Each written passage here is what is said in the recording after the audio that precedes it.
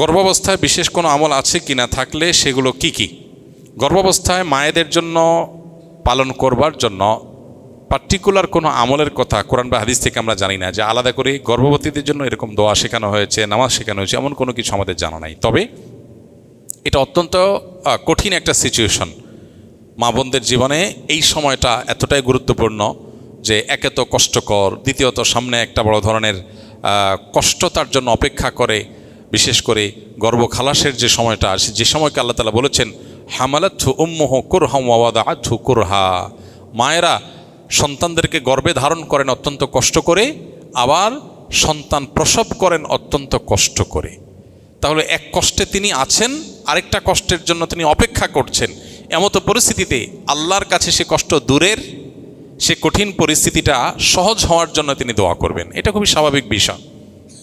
বিধায় একজন গর্ভবতী নারী তার গর্ভের এবং প্রসবের এবং অনাগত সন্তানের কল্যাণ কামনা করে আল্লাহর কাছে দোয়া করবেন, আল্লাহ যেন সহজ করেন। দুরুদ, ইস্তেগফার, দোয়া ইউনুস, এই বিষয়গুলো মানুষের কঠিন পরিস্থিতিকে সহজ করে দেয়। ইয়াজাল জালালি ওয়াল ইকরাম সম্পর্কে তিরমিজির একটা হাদিস আছে, নবী সাল্লাল্লাহু আলাইহি ওয়াসাল্লাম বলেছেন আলিজ্জু বিয়াজাল জালালি ওয়াল ইকরাম, তোমরা ইয়াজাল জালালি ওয়াল ইকরাম এটা বেশি বেশি বলতে থাকো। এর মাধ্যমে মানুষের কষ্ট দূর হয়, পেরেশানি দূর হয়, কঠিন বিষয় সহজ হয়ে যায়। আর দোয়া ইউনুস, লা ইলাহা ইল্লা আনতা সুবহানাক ইন্নী কুনতু মিনাজ জালিমিন, এটা ইউনুস আলাইহিস সালাম আল্লাহর কাছে পেশ করার পর আল্লাহ তাআলা তার কষ্ট দূর করেছেন। আল্লাহ তাআলা বলেছেন ওয়া কাযালিকা নুনজিল মুমিনিন, ঈমানদারদেরকে এইভাবে আমি কষ্ট দূর করব। এই জন্য একজন গর্ভবতী মা তিনি আল্লাহর কাছে দোয়া ইউনুস পড়তে পারেন, দুরুদ পড়তে পারেন, ইস্তেগফার করতে পারেন, ইয়াজাল জালাল ওয়াল ইকরাম পড়তে পারেন, সাধারণভাবে দোয়া করতে পারেন যেন আল্লাহ তাআলা তার কঠিন বিষয়টাকে সহজ করে দেন এবং অনাগত সন্তান যেন নেক হন। ঘরে ঘরে এখন মা বাবাদের অভিযোগ, এমন বাবা মা পাওয়া খুব কঠিন হয়ে যায় যে বাবা মা এই অভিযোগ করেন না যে আমার সন্তান কেমন যেন, এত চেষ্টা করি কিন্তু সে দিনমুখী না, এত চেষ্টা করি কিন্তু সে অনুগত না, আমরা চেষ্টা করি ভালো রাখার কিন্তু সে যেন উল্টা পথে হাঁটছে। কাঙ্ক্ষিত প্রত্যাশিত সেই নেক সন্তান, স্বপ্নের এবং জোড়ানো মতো সন্তান এখন হচ্ছে না, খুব কম। দিনদার ফ্যামিলি, প্র্যাকটিসিং ফ্যামিলিগুলো এগুলোর জন্য সাফার করছে, বাকিদের কথা তো অনেক পরের কথা। এই জন্য সন্তান দুনিয়াতে আসার আগে থেকে মা বাবা আল্লাহর কাছে চোখের পানি ফেলে দোয়া করা, কায়মন বাক্যে চাওয়া।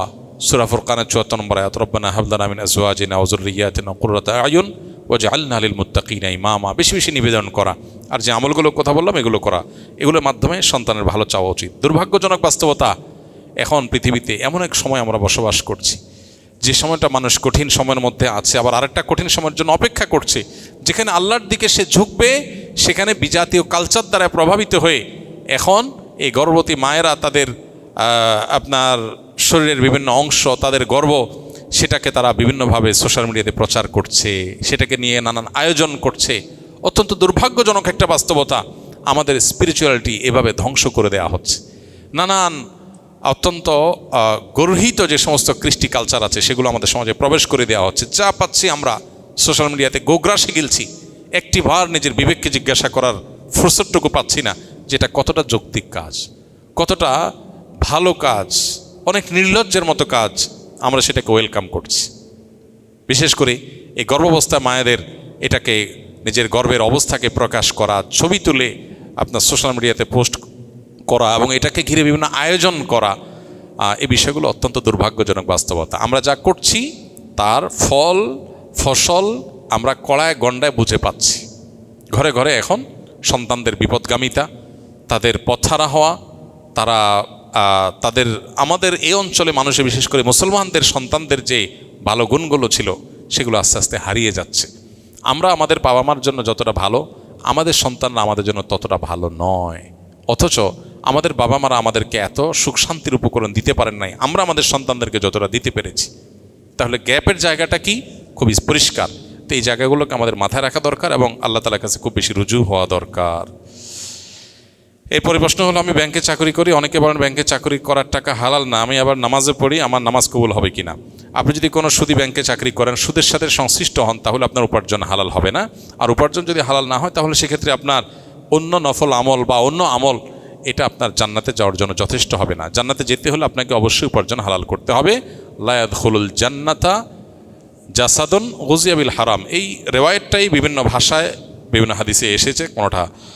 কোনোটার ভাষ্যটা বিশুদ্ধ সূত্রে বর্ণিত হয়নি, তবে বিভিন্ন হাদিসের আলোকে এটা সুপ্রমাণিত যে শরীর হারাম দ্বারা গঠিত হয়েছে, যে গোশত হারাম দ্বারা গঠিত হয়েছে, সেটা জান্নাতে প্রবেশ করবে না। নবী সাল্লাল্লাহু আলাইহি ওয়াসাল্লাম পরিষ্কারভাবে বলেছেন, অনেক দূর থেকে একজন এসে কাবা তওয়াফ করে, দোয়া করে, আল্লাহর কাছে দুহাত তোলে, কাবা শরীফকে সামনে রেখে চোখের পানি ফেলে অনেক কষ্ট করে সফর করে আসে, কিন্তু তার দোয়া কবুল হয় না। কেন?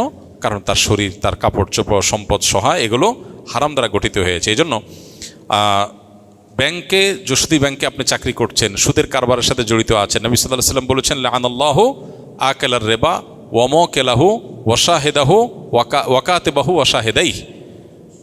সুদের দাতা, সুদ গ্রহীতা, সুদের লেখক, সুদের সাক্ষী, সুদের সাথে সরাসরি সংশ্লিষ্ট যত মানুষ আছে, এই সবার উপর আল্লাহ তাআলা লানত বর্ষিত হয়। সেজন্য আপনার হারাম উপার্জন ছেড়ে হালাল উপার্জনের দিকে আপনাকে আসার চেষ্টা করতে হবে। এরপরে প্রশ্ন হলো, ফরজ গোসলের সুন্নাহ সম্মত সঠিক নিয়ম কি? এটা এর আগে আমরা বারবার বলেছি। ফরজ গোসলের সুন্নাহ সম্মত নিয়ম হলো, কারণ গোসল ফরজ হলে শরীরে বা কাপড়ে কোথাও নাপাক লেগে থাকলে সেই অংশটাকে আগে ধুয়ে ফেলা, ভালো করে ধুয়ে নাপাকটা দূর করে ফেলা। লুঙ্গিতে কাপড়ে কোথাও থাকলে যে জায়গা লেগেছে সে জায়গাটাকে ভালো করে ধুয়ে ওই জায়গাটাকে আলাদা করে আগে আলতো করে ধুয়ে ফেলা, কাপড়ে লাগলে কাপড়কে। এরপরে দ্বিতীয় যে কাজ হবে সেটি হলো উত্তম রূপে অজু করা। এখন নাপাক যেটা ধুইতে বলা হলো, এটা যদি কারোর কাছে চিহ্নিত না থাকে তাহলে সেক্ষেত্রে পেরেশানের কোনো কারণ নেই। যদি চিহ্নিত থাকে, চেনা যায় কোন জায়গা নাপাক, তাহলে সে জায়গাটা ধুয়ে ফেলা। আর যদি হারিয়ে যায়, মিশে যায় অন্য সাধারণ জায়গার সাথে, কাপড়ের সাথে, তাহলে তো কিছু করার নেই। এক্ষেত্রে দ্বিতীয় কাজ হবে হলো অজু করা, উত্তম রূপে অজু করা। অজুর ক্ষেত্রে 2 হাতের কবজি 3 বার ধুয়ে 3 বার কুলি করে নাকে পানি দিয়ে, কুলিতে গড়গড়া করে কুলি করা, এটা ফরজ গোসলের সাথে সংশ্লিষ্ট গুরুত্বপূর্ণ একটা বিষয়। নবী করিম সাল্লাল্লাহু আলাইহি ওয়াসাল্লাম বলেছেন, ওয়াবালিগ ফিল ইস্তিনশাক ইল্লা আন তাকুনা সাইমা। তুমি যখন গোসল করবে, ফরজ গোসল, তখন তুমি ভালো করে গড়গড়া করে কুলি করবে। নাকে পানি দেওয়াটা ভালো করে নাকে পানি দিতে হবে। কিন্তু যদি রোজাদার হয় তাহলে খুব বেশি গড়গড়া করে কুলি করতে গেলে পানি ভেতরে যেতে পারে, সেজন্য রোজাদারের জন্য এটা নাই। বাকি সাধারণ অবস্থাতে আমরা যে অজু করব ফরজ গোসলের শুরুতে, সেটার শুরুতে আমরা ভালো করে গড়গড়া করে কুলি করে নাকে পানি দিয়ে, এরপরে 3 বার মুখ ধৌত করে 3 বার কোণ পর্যন্ত হাত ধুয়ে মাথা মাসা করে, তারপর মাথা এবং কাঁধে পুরো শরীরে পানি দিয়ে ধৌত করে, শেষে বের হয়ে আসার সময় 2 পায়ের কবজি পর্যন্ত, 2 পায়ের গোড়ালি পর্যন্ত এই জায়গাটা ধোয়া বাকি আছে, এটা ধুয়ে টেপে হোক পুকুরে হোক দিয়ে তারপর আমরা বের হয়ে চলে আসবো। তাতে অজু এবং গোসল একসাথে হয়ে যাবে।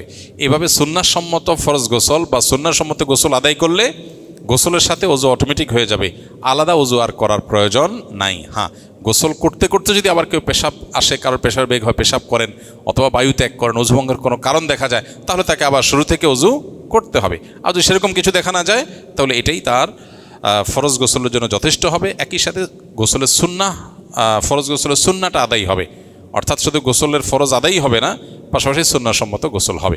এক্ষেত্রে লক্ষ্য রাখতে হবে শরীরের কোনো জায়গায় যেন শুকনা না থাকে, প্রতিটা পশমের গোড়া পর্যন্ত যেন পানি যায়, সেটা সর্বোচ্চ খেয়াল রাখতে হবে।